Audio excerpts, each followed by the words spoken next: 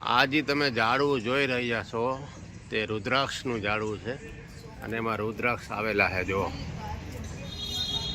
રુદ્રાક્ષ જો હે ને રુદ્રાક્ષ. આ રુદ્રાક્ષનું ઝાડવું છે, હરિદ્વારની અંદર છે, ઉત્તરાખંડની અંદર. જો આ બધી ક્યાંક જ જોવા મળે આપણને. જો નજીકથી હું તમને બતાવું.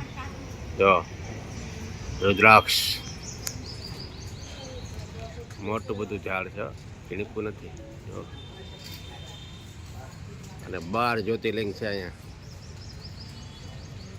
અને આ ઝાડવું હરિહર આશ્રમમાં આવેલું છે. રુદ્રાક્ષનું ઝાડવું બીજે ક્યાંય જોવા નથી મળ્યું જ્યોતિમાં. પહેલી વખત મારી જિંદગીમાં મેં રુદ્રાક્ષનું ઝાડવું જોયેલું છે. અને રુદ્રાક્ષ ઘણાય આવેલા છે એની અંદર. જો છે ને, તો ચેનલને લાઈક, શેર અને સબસ્ક્રાઈબ કરી દેજો. આપણે આશ્રમની અંદર આવી ગયા છીએ. એક નવો જ આશ્રમ છે હરિદ્વારની અંદર.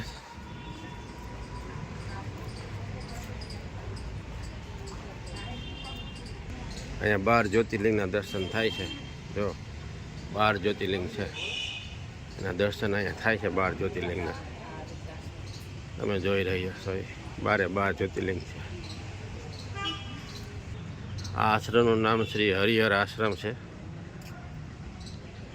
આપણે એમાં દર્શન કરવા આવ્યા છીએ. મંદિર છે હરિહર આશ્રમમાં.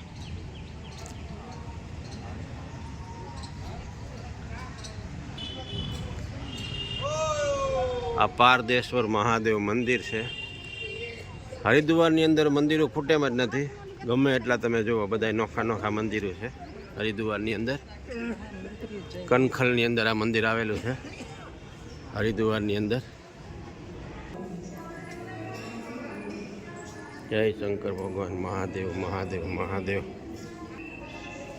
આ મંદિર છે. હા, હું તમને મહાદેવ મંદિરના દર્શન કરાવીશ. અલગ જ મંદિર છે મહાદેવનું.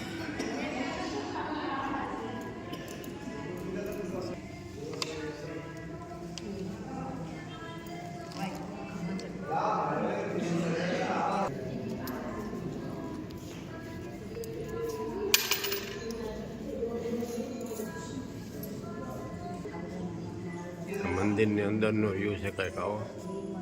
હવે આપણે મહામૃત્યુંજય મંદિર જોવા જઈશું.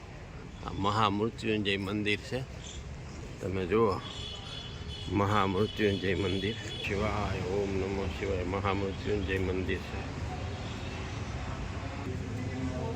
જય મહામૃત્યુંજય મંદિર. જોઈ રહ્યા છો તે મહામૃત્યુંજય મંદિર છે.